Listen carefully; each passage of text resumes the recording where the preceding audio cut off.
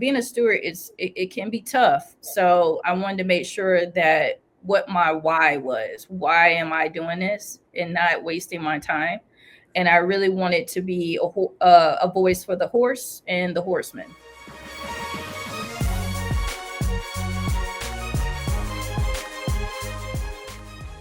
Welcome back to the Amplified Horse Racing Podcast. Today we're joined by special guest Whitney Verbal. She is a Commonwealth Steward for the Virginia Racing Commission and serves on the Board of Stewards for Colonial Downs Racetrack. She's also on another adventure at the moment in New Mexico, which she's going to talk about as we get more into the podcast. But really excited to be joined by Whitney after having met her about 2 years ago at the Horse Racing Women's Summit in California. Sometimes you have to go to a completely different place to meet people in horse racing, and then you cross paths many, many times along the way. So welcome, Whitney. Thanks for joining Caitlin and I on the podcast. Thank you so much for having me. I'm so happy to be here. Anise, I'm so glad that you invited me to be a part of the podcast. I love the work that you do, and I'm very proud of the work that you do. So I'm very proud of you. Thank you. Thank you so much for joining us, Whitney. We were just talking before we started recording about how this is another win for Horse Racing Women's Summit, because we've had so many, we've met, I mean, we haven't even had them all on the podcast, but we've met so many amazing women through it. And it's wonderful to be able to share their story and your story today. We haven't had a steward on, so this is really interesting and exciting for us. I'm excited. Yes. I very distinctly remember when we first met, like how positive you were and how confident you were when you spoke, but like you were so welcoming to those around you. And you could even tell, because I remember it was at the first opening kind of networking gathering that the Women's Summit always hosts on the very first night of the summit. And so there were all these other women gathering around you, because people just tend to gravitate towards you and your positivity. And so it was exciting to be able to connect then and have you on. So to dive right in, I actually I know that you're a steward. I know that you've been a racing official for a while now, but I really don't know a lot about how you first got into the horse industry. So tell us how horses came into your life and then where the thoroughbred industry came in. Yeah. So I actually did not grow up around horses. So I was definitely one of those people. But I was born in Chicago. And at the time, my parents had sent me to a camp. I think I was maybe 12. And at the camp, we could choose whether or not we could go horseback riding or mountain climbing. And so I chose horseback riding. And I'll never forget, like, my first horse was a gray pregnant mare. And I was That's memorable. I know. I was so scared to kick her because I was like, she's pregnant. And she was like really big at the time too. But I remember that moment, and I was like, oh man, I really want to get into horse, into the horse industry. So fast forward, my family, we moved to North Carolina, and I went to a university called North Carolina A&T, where I went to, I applied for the animal science program. So at the time, they didn't have any equine classes until my senior year. But I kept having a feeling that I wanted to stay in the equine field. And I thought right then that I really wanted to be a veterinarian. And it was just the lack of knowledge. I didn't know if there was any other opportunities out there. So I just went the easy way out and said, I want to be a vet. So I completed it. And then it was not until I took an internship in Oklahoma and realized, oh man, this is something that I really want to do. And it was basically sales prepping yearlings, quarter horse yearlings, and they were in the racing industry. So it was something of a new avenue that I wasn't familiar with. So in Oklahoma, I think it was maybe like a year and a half internship where I folded out mares, went to Ruidosa as a sales intern. I went to Heritage Place as a sales intern, and it was a lot of fun. And it really just opened my eyes that I really wanted to stay in the horse racing industry. But I didn't necessarily know exactly what my title would be. And I think this is all from experience. Everything we do, as little as it may seem, it's going to gather up the information later down in the road, and it's going to make you feel like, okay, I have experienced this, but I really want to do this instead. So everything that you do, it's gonna add up in the end. Pretty all much. ties in together. Yeah, it's gonna all tie in. Yep. So quick question. Sure. Like from the time that you went to the camp and really experienced horses for the first time to then going to university, did you have other horse experiences in there? Did you start taking lessons, or like what eventually led to you being able to go to Oklahoma to pull out and do sales prep on quarter horses? Like, how did you even find that internship? Yeah. Okay. So my last year, my senior year in college, they introduced equine classes, and they also introduced equestrian competing, like riding, where you can go to other schools and compete. And at the time, I was like, I'm going to try it. So I started to try out for the team. I had no horse experience at all, and I tried out, I made it, and I just started competing with the college. And so it was my last year, and I took up as many equine classes as I could. And then I felt like I needed more experience. So I literally Googled the internships, and I had a goal for myself. I said, I want housing and I want something paid. And that's pretty hard for an internship, and I wanted something out of state. I wanted to try to go outside the state of North Carolina and experience that. And I ran into Lazy E, and they're in Guthrie, Oklahoma, and it was a paid internship. It was housing. It was in Oklahoma, and I applied for it. I went out there, and they have their own training center. They have like maybe 200 mares we fold out in one season. Wow. It was insane. And you're in charge of maybe 13 yearlings by yourself, and you have to train, get them desensitized. You have to get them used to getting groomed, getting, used to people. You just get them all ready for the sales.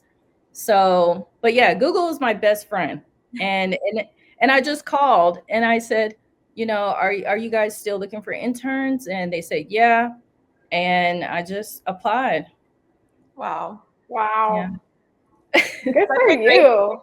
Yeah, it's such a great example of just knowing what you want, being a self-starter, and just going for it, not letting, maybe like a lack of experience or lack of connections, like hinder you or make you think it's not something you could do. And that's incredible. And 13 yearlings, I've been around horses for a really long time. I don't think I could handle 13 yearlings in one day. 13 quarter horse yearlings. Oh my gosh. And, and it was a lot of fun. It was, horses teach you a lot about yourself. They'll humble you real quickly too, so, but it was a lot of fun. I really admire the fact that you laid out what you needed in an internship. Mm-hmm. And I think that's really important for students to take away from this conversation, that, I frequently hear from, students seeking an internship who reach out to me, or I've been passed on to somebody from another contact. and they say, reach out to Amplify, they'll be able to connect you with something. And a lot of students just say, like, I'm just looking for an internship, any internship. But I think that by not giving themselves parameters to what they're looking for, it becomes really overwhelming. And then it also helps people help you if you can give specifications to, this is the type of experience I'm seeking. Like, this is what I need to really get something out of this. It helps other industry professionals to like help you along the way. But in your case, you consulted Google and you found the right path. Yeah, I had those three keys, and and of course I looked Lazy up, and I was really impressed about their whole operation. And when I went out there, I was blown away. It was a good experience. I really loved it. I wanted to ask, like, how you decided that was a good fit for you, and that you were going to get, because it sounds like you got a lot of hands-on training with horses and all aspects of kind of like that commercial side of the industry. So, how did you determine, like, this is going to be a place where I can thrive? I think it was more so, I did a lot of prayer about it. And I felt like when I was there, the vibes were good. You have that gut instinct, like, okay, this feels good. This feels great. I think this is going to work, and I go by that a lot. And it's almost like a women instinct too. We all intuition too. Yeah. Yeah. And I just felt, and I'm very aware of my surroundings. So I think when I was out there, it was me and my grandfather, and we would, walk around. They gave us a tour of the training center and the barn. And I kind of looked at him and I said, what do you think? And he says, this is amazing. And I said, I have good vibes from it. So, and I'm glad I did. So. That's so cool. What an awesome experience. So that was, foaling quarter horses, prepping them for sale. You were introduced to Heritage Place and then Ruidoso, which is a famous track, famous quarter horse track in New Mexico. Was that how racing came into the picture for you? Pretty much, yeah. Because Lazy had they had a suite at Remington Park.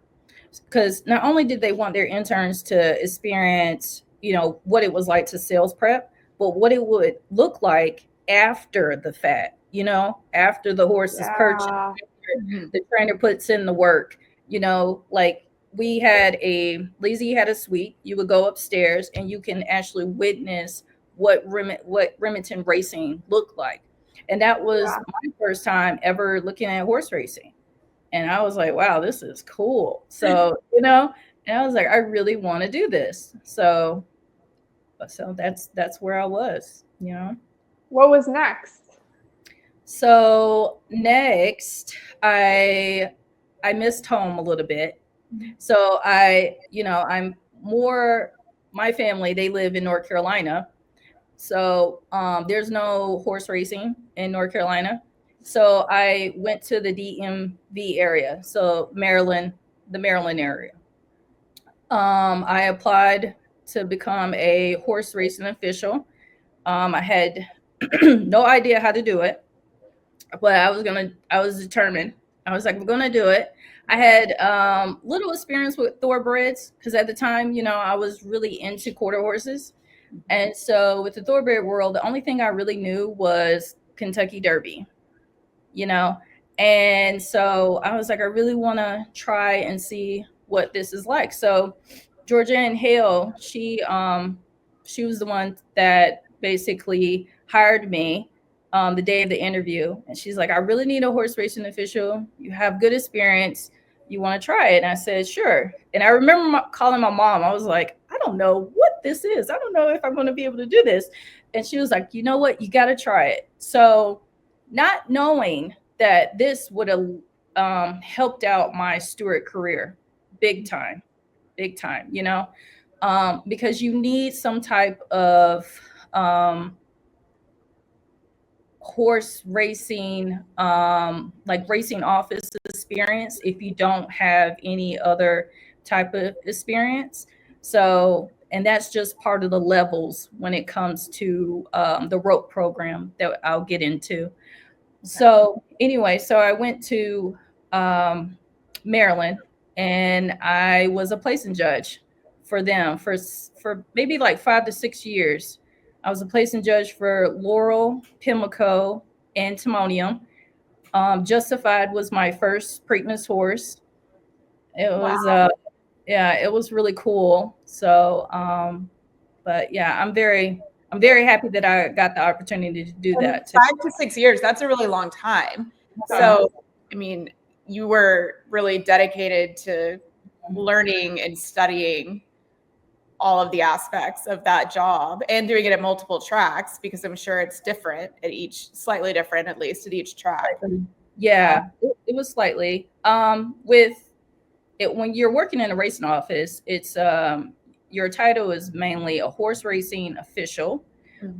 But within that, you have other duties. So you can have a bunch of people in the racing office, but they have certain duties that they can do, like a paddock judge, a placing judge, a claims clerk, horse identification, things like that. So it's like a title within a title, and you're not necessarily limited to a placing judge.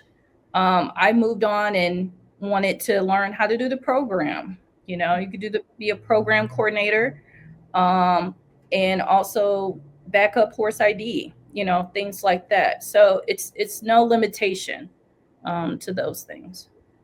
Yeah, and it illustrates the importance of learning all of the different aspects. Yeah. What role you eventually would like to be in. Yeah. Mm-hmm.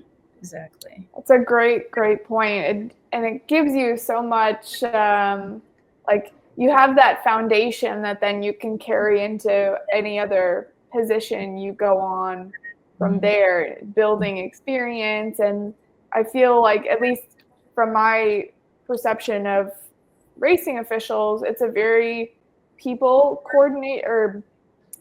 facing positions, Yes. communication focused, communication driven.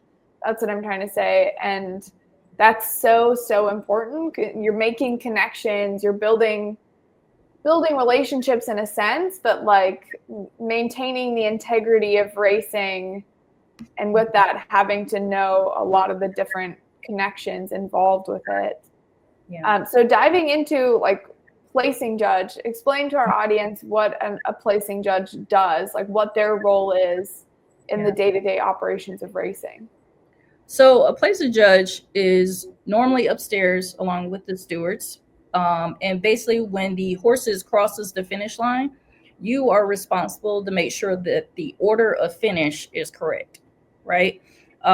If there is a dead heat, then it's your job to, make sure that's announced to the public that there was a dead heat. If the stewards want to post an inquiry or objection, it is our job to post that for the public. So usually what happens is when the race runs, everyone is looking at the race and writing down the numbers, the order of finish. And there's a photo that gets snapped every time a horse hits the finish line. And it seems like it bunches the horses up, and you can watch it on a big screen. It's almost like a computer screen. And there's a line, and it touches the horse's nose. And basically, there's 3 placing judges, and they look at the photo, and they can determine which horse is next according to the line. So, yeah, you actually showed it to me at Preakness this year. I got to watch a race with you, and then that photo finish camera has this rolling shutter effect where it takes all of these really rapid fire images. For anybody out there who's been to a racetrack before, if you look at the finish line, you always see a mirror that's on the finish line, and that way that also serves for you to see both sides of the horses at the finish line. And once that camera has captured all of these images, that comes up on a computer, and then you're able to basically digitally put that line across those noses to determine, even down to like the most minute hair, who has come in first, second, third, or for anybody who's not familiar with the dead heat, that would be where it's so close that even with that digital line, you would not be able to determine whose nose was in front. It looks like it is an absolute exact tie, essentially. Good job, Anise. I feel like she's a placement judge undercover. We're testing my knowledge here. Like, you know how like you really know a subject when you can teach it back? I'm just trying to test if I actually know if I'm explaining this right. Yeah, but I can see her being fantastic at that job. So funny. Yeah. Mm-hmm. I also, so you've mentioned ROAP, the Racing Officials Accreditation Program. Mm-hmm. So early on, when I was still getting going in my career at the North Dakota Horse Park, I had done a basic racing officials course through the ROAP program. So they went over and taught each of the racing officials, which even just doing that mini class was really beneficial to me. And then later on in Flying Start, we actually take the entire stewarding course. Aside from, we don't get the hours of placement at a track. But so talk us through how you discovered the ROAP program and what that entails. Okay. So the ROAP. So the ROAP is basically trying to get accredited as a steward, right? There's levels to ROAP. You have your base. There's your base level steward, which is a level 3. And then there's a level 2, and then there's a level 1. And it all comes with experience and days in the stand, basically. So when I got introduced to ROAP, it was mainly where I hit a plateau in placing. And I wanted to do more, and I felt like I could do more. And I wanted to make sure that, being a steward, it can be tough. So I wanted to make sure that what my why was. Why am I doing this and not wasting my time? And I really wanted to be a voice for the horse and the horseman, and I continued to stick with that. No matter how tough things can get, I always want to stick with that, So I researched it, and I got introduced with Terry Birch, who is pretty much on the board for ROAP. And she linked me up with the class. Basically, you can go to the class. It's like a 1-week class. And actually, they're doing the class now in Canada, I do believe. They have at least 2 classes a year, and it's a week long. And they cram everything together. There's a medical exam. There's a film exam. There's an oral. There's a medication and legal exam as well. And basically, you're getting all this information. And I highly recommend, if someone is wanting to go to ROAP, you must study way before you get to ROAP, because there's no way you're going to be able to retain all that information at one time and then do the exams the very last day. It's a lot. So when I wanted to do ROAP, I think I studied for maybe a year, and I was still, and I was still in Maryland. And then I transitioned to Colonial Downs as their program coordinator. I had one more exam to do, and I think in the beginning it was really tough, and I wanted to give up. And it was not until I got an email from Wendy at ROAP, and she said, "All right, Whit, you have one more exam to do," and it was a medication exam. And she said, "But if you don't finish it and you don't pass, you got to start all over." I was like, there ain't no way I'm going to start all over. I can't do this. So I remember studying and asking the veterinarians at Colonial Downs, what is a milkshake? What does it do? What does this medication do to the horse? What is the horse do to this medication? Like, I would have a good core of people at Colonial, and I would just ask the stewards, and I would ask the veterinarians. I was asking a lot of questions. And I was like, and I told them, I said, I'm taking this exam, but I need to know more, so I can be prepared. And I think when I finished it, I got the email, and they told me, they said, yeah, you're officially done. And I was so happy. Oh my gosh, I was so happy. I was like, it's over. Finally over. So, and I just wanted to prove to myself that I could do it, and I didn't know if I ever was going to even get a job as a steward because they're so rare. But I just wanted to prove to myself that at least I can say that I passed it and that I studied for it and I worked hard for it, Yeah. Yeah. And it sounds like there's so much knowledge that you had to learn and retain, yeah, to do so, that is just, I'm sure it's going to serve you for the rest of your career. Yeah. If I remember correctly, yeah, it's everything from, like you were describing, like prohibited substances and the biological effect it would have on a horse, to understanding the rules of racing, how you would administer those rules in different scenarios of, actual racing situations, dealing with people. Like, I'd love for you to talk more about that as we get into, discussing your now career as a steward, how you hold up in the face of pressure, like how you handle that pressure as it's coming at you, working in high pressure situations. Obviously, you're working with other stewards too, so you have the support of other people alongside you, but you are so involved in the maintaining the integrity of our sport. And I feel like there's a lot that rides on that.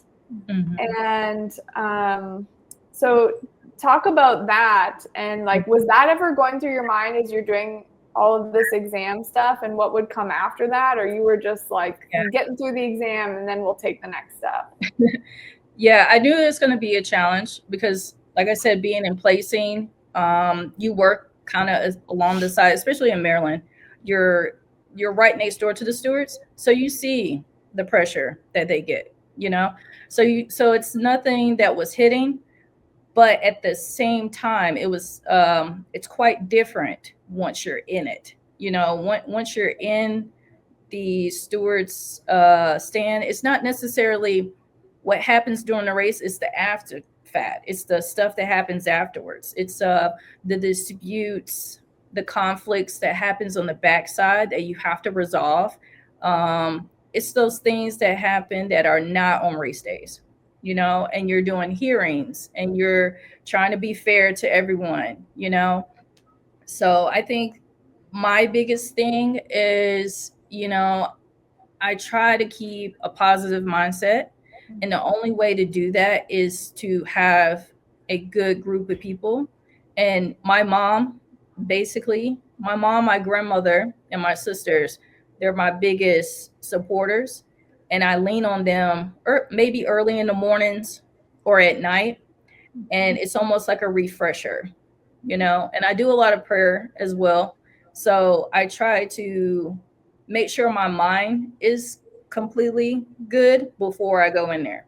Now, is there going to be times where it's going to be tough and there's like multiple things coming at me? Yes. And I tend to just try to breathe a lot, or if I have to, I can step out and go to the bathroom and take a moment. I do a lot of self-talk.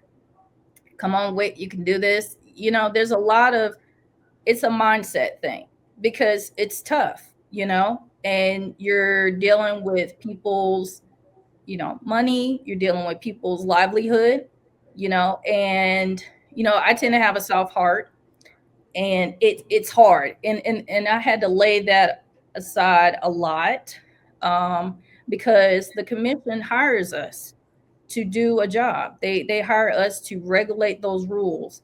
And if a rule is broken, we have to, do those consequences. There's consequences to those actions. So it can be tough, but mindset is mainly important.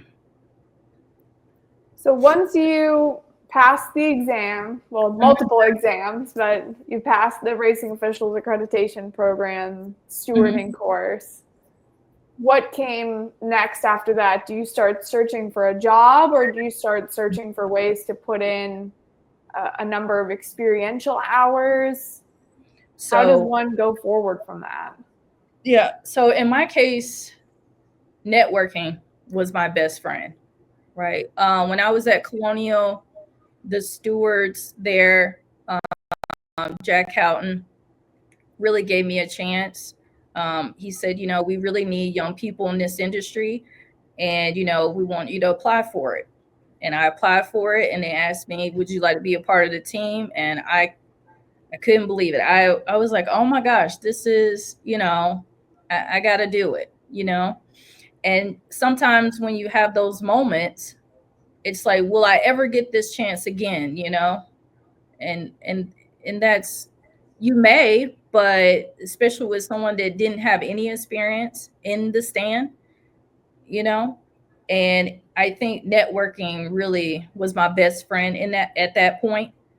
So, but if you're just coming out, I would say obviously networking and trying to get as much experience, maybe in the racing office.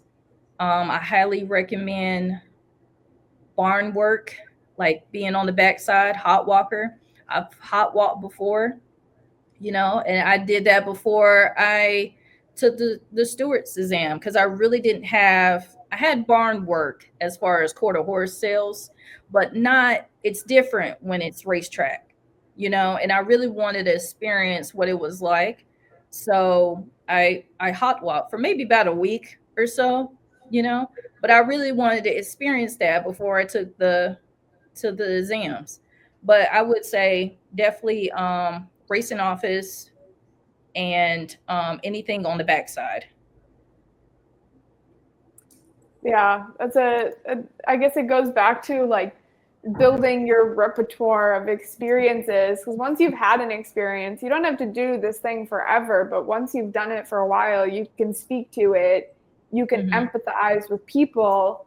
Like you kind of touched on a lot of the other hearings that you have to have as a steward. It's not just being kind of a referee within racing, it's dealing with all of the rules and regulations and how those are enforced at a racetrack. And there are a lot of things that happen just besides the racing.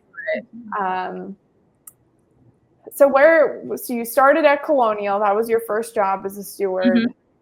What was that first summer like for you? It was like cloud nine. It was really cool because I got a lot of I don't know, it was just a lot of congratulations. I'm very proud of you. There was a lot of high moments my first year, and a lot of learning. And it was an eye opener because I saw the difference between what the stewards did up in the stand and what it was like when we are just in the office and we have to do a hearing. So it was a lot of eye-opening experiences and a lot of cloud nines, but the second year, obviously this year, it was more like, okay, you should be on your A game. Let's go. So it's still everything I'm doing, especially now that I'm at Zia, I'm getting the quarter horse experience as well. So I'm just Wait, making so sure. take a step back. So you were at Colonial this summer, and then I ran into you at Keeneland Oh, in yes. October, and now you're in New Mexico. Yes. So you've clearly had a lot of other amazing experiences that have come along since Colonial. Like you still, like we mentioned at the top of the show, you're a Commonwealth Steward for the Virginia Racing Commissions. You're still doing that, but you've built on these other experiences too. So how did those come about? Yeah. So I can't believe I forgot all about that. See, this is what happens when you're traveling much. So you're after doing all the cool things all the time. Yeah. So I have to mention Keeneland. Okay, so I experienced Keeneland for the first time. It was my first time at Keeneland. It was This year? Yes. Oh, wow. First time at Keeneland, first time in Lexington, Kentucky. And I wasn't there as a steward, but I had the opportunity to go as a horse racing official. So I was working in the racing office, and Ben Huffman gave me a call, and he said, what do you think? And I said, man, Keeneland, cream of the crop. Like, this is going to be cool. So when I got there, I took entries from trainers, and it you have these big name trainers. It was just cool. It was a good experience. I was a claims clerk there, and usually at Keeneland, you have maybe 30 claims going in for one horse. So wow. it can be a lot. And it's usually 2 or 3 people that's working on it. And I haven't done claims since maybe Maryland when I first started. And that was maybe 6 or 7 years ago, I guess. And so I was like, oh my gosh, this is going to be something different. Not being in placing, but being in claims. I was like, okay, let's see how this is going to go. And, to be honest, with Keeneland, when there was no claims races, I was able to experience what it was like to be in the paddock, what it was like to watch a live race, without having the pressure to do placing, and see quality horses and quality racing. So I really had a lot of fun in Keeneland. So I'm relatively familiar with the claiming process, and that you have to, if you want to claim a horse, you have to be a licensed trainer or owner, correct? Yes. How long do you have before that race runs to put in your claiming slip on a horse, your intent to claim that horse? Yes. So for Keeneland, you have 15 minutes before the post, right? You have 15 minutes. You have to make sure that you're licensed. You have to make sure that you have enough money in your bookkeeper account. And you have to make sure that the claim slip is completely filled out correctly, and if you're an owner, you have to make sure that your trainer, if you're not there to sign it, that your trainer is authorized agent for you to sign. So there's many little aspects. And so imagine having claims coming in, right? And we have to make sure that everything is verified before the end of the race, And so if you have a horse that has multiple claims in there, we have to do this thing called a shake, where you lay all the claims down, and there's all these people in front of you, basically, that are either representing the trainer or the trainer themselves. And there's peels, and every claim has a number according to the peels. And so you shake it, and whatever number is getting pulled, the winner of the claim, has to match that peel. It's funny because I like, sometimes I'll be standing around the paddock at Keeneland or at any racetrack, and if it's a claiming race, I'll hear people say, I could buy this horse out of this race because it's a claiming race. But then you're like, no, you actually couldn't, because you haven't followed XYZ steps. You're not licensed. Right. You don't have money with the horseman's bookkeeper. Mm-hmm. You don't even have a trainer. So no, not just anybody can go like claim a horse one day. Yeah. And then the process after the fact, after they get claimed, you have to let security know. You have to let the clerk of scales know. You have to let the bookkeeper know, the stewards know, and then usually the groom, the new groom takes the horse and takes it to the test barn and things like that. So that's another procedure as well.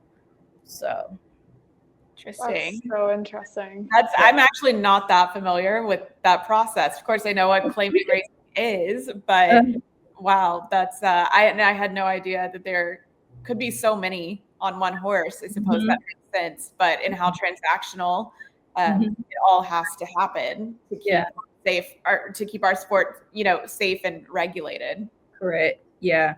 And that all goes into integrity too, so you have to make sure that, because this is somebody else's Everyone horse. involved, right? Yeah, because if they fill the claim out incorrectly and you give them a pass, you're basically giving that horse away, and if I was the owner, right, and I found out about that, it's giving a little bit of distrust in the industry. Right, so, and protecting the horses too. Correct. We want our horses to be well kept and safe and treated well, and also to be I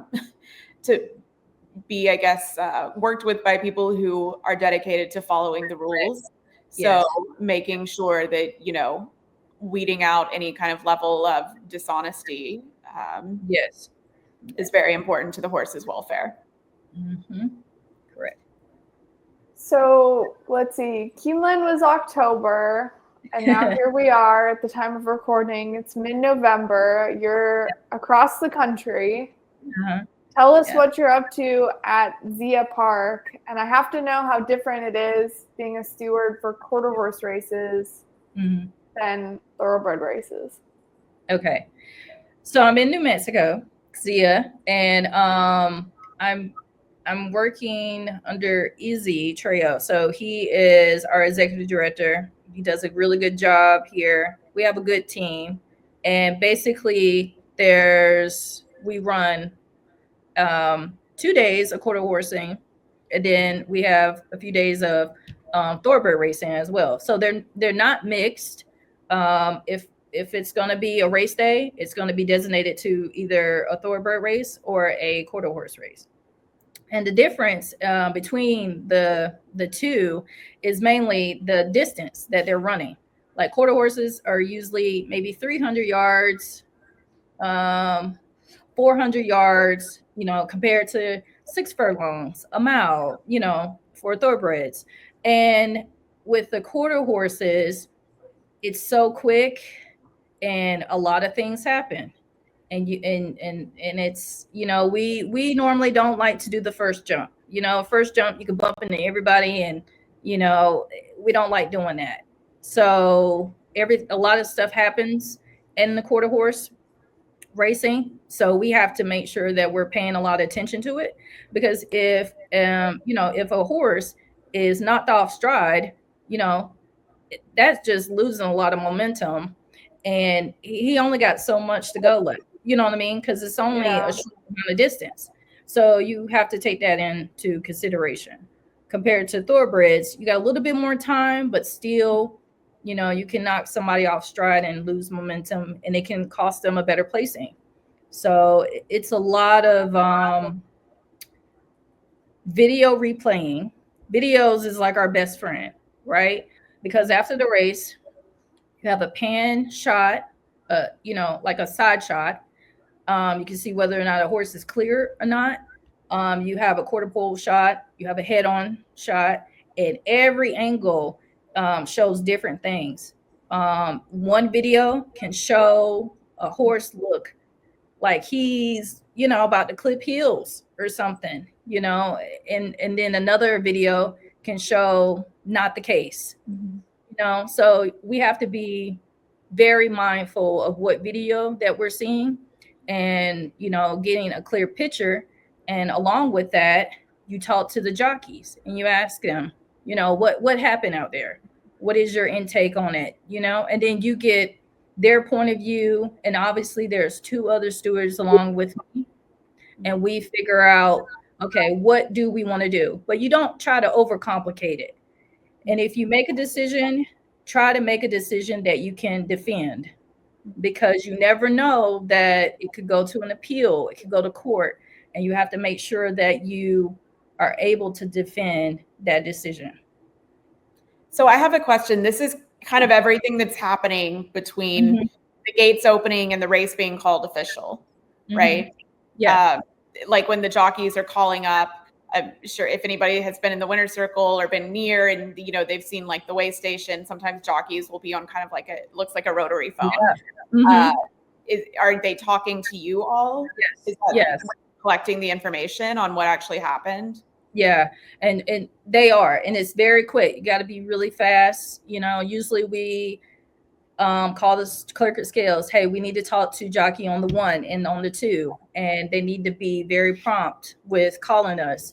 And basically, they'll call up and it explain their version of what happened, and then the other will say their version. But you always speak to the one that is making the objection first, and then you talk to the other jockey. So it's like how do you measure taking in that feedback from the jockeys compared to as you guys are watching what played out on the track? Yeah. And what you're seeing, how that applies to the rules that you have to enforce. You know, you don't want to be swayed by somebody giving you their version of a story if it's not entirely accurate. So would you defer to like what you see, your visual of the race, over what a jockey tells you, or how do you navigate the intake of all that information? You try to do at least a combination of all of it, right? I try to go by what I see.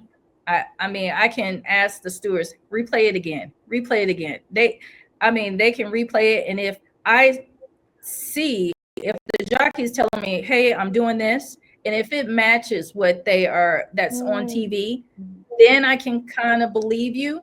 But then I take that in. Okay. That's not the whole picture. I take it in. Thank you for the consideration. I can see it because we're not out there, but I need to feel what you're feeling, you know? Yeah. And if it matches up to what I'm seeing, then I can go by what you're telling me. But if it doesn't matches up, then I kind of lose a little hope, you know? And then we go by the rules of racing. You know, did they interfere? You know, did they cause some type of hurting? Did they carry the horse out? And it takes a lot of practice, a lot of watching videos to kind of get what you're seeing. So I'm super impressed, Whitney. It is I'd imagine a very high pressure kind of job. You know, you do have a lot riding on it, and you're doing it for like anywhere from 8 to 13 races. I mean, just one race sounds exhausting, but it's like you're doing it repeatedly. So that whole, staying, it's kind of a marathon, not a sprint, and staying calm under pressure and focused for that amount of time. Yeah, it's, I think in the beginning it was a little hard, but I think I've learned how to, okay, breathe. Let's watch it from the beginning, and let's do as many times as I can so I can figure out what's going on. So you got to make sure and don't overthink it. You can't overthink it because then it'll, Yeah.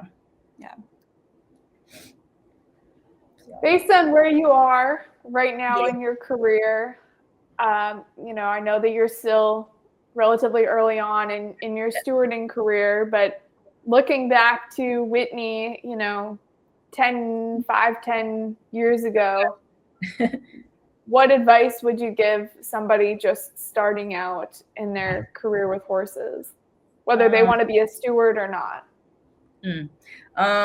Obviously, I'm gonna go back to networking. Networking is your best friend because, Anise, I met you two, last year, and I love the contact that we still have. but you just never know. The industry is big, but it's small. You have people that I've seen people in the racing office and have gradually went on to do other things. So you have to be careful of, just don't burn your bridges. That's the biggest thing, because you never know who's going to be what. So networking, be kind to yourself, because it will be tough. You're going to get a bunch of no's, and the no might be just one door closing, and there's another opportunity out there for you. And I think lastly would be, make sure that you are getting as much hands-on experience in the racing industry, whether that is being in the backside or in the racing office. And all you have to do is just apply. You have to make that one step forward and try to, apply for it. Where do you want to be in, say, 5 years from now? Do you have career goals that you're still aspiring to? I've heard someone say, and it was Izzy Trejo, he said usually it takes about 5 good years to become a really good steward. I'm hoping that I can maybe one day be a presiding steward. But I really want to be able to have a good wealth of knowledge, and maybe hopefully one day help other people that want to be stewards as well. But I see that down the line. I just really want to be a really good steward and have, people's respect. I think, that maybe I made a tough decision on you, but you at least, you have to respect it, Yeah. So there's a good saying that somebody told me a few years ago, that's like, grow where you're planted. It can be so easy to fall into always aspiring to the next thing in your career. Like, what am I working towards? And it's good to know it's good to have goals laid out. But I love that you want to be really good at what you're doing. You want to be respected in what you're doing. And I admire that. I feel the same in my job. I want to grow where I'm planted and keep improving where I am, and take opportunities as they come. So thank you so much, Whitney, for joining us today. I have no doubt you're going to be very successful. I hope we're talking to you again sometime soon and looking back on what you've accomplished next, because you're such a warm and open person. And I feel like, having you in the industry is such an asset, and you've just done such a good job of positively highlighting all of your experiences and looking at everything from such a positive perspective. So I have a feeling that's going to continue for you. Oh, well, I thank you guys so much for having me again. This was awesome. I'm glad that we got the chance to actually come together again. Anise, I know I ran into you like at least twice, Keeneland and Preakness. So hopefully next year I'll run into you again. So we'll see. Hopefully every few months we'll cross paths again. That's it. And let me know if you're ever at Texas doing any stewarding or judging. Yep, absolutely. Thank you guys so much. Thank you, Whitney.